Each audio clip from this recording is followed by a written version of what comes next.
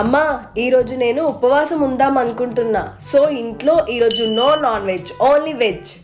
అంత సీన్ లేదు. ఉండాలనుకుంటే నువ్వు ఉండు, మధ్యలో నేనేం చేశాను? అమ్మా ఈరోజు నాకు ఎలా అయినా చికెన్ కావాలి అంతే. హా వండు, నాకేంటి.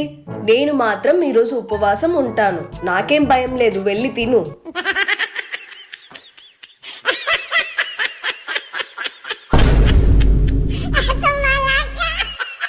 ఒరే తప్పురా, అక్కను అలా ఏడిపించకూడదు.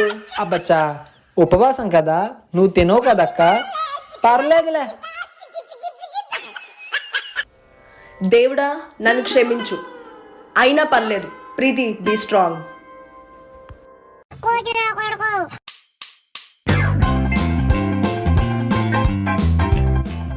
నీకు ఈ చికెన్ అరగదు చూడరా.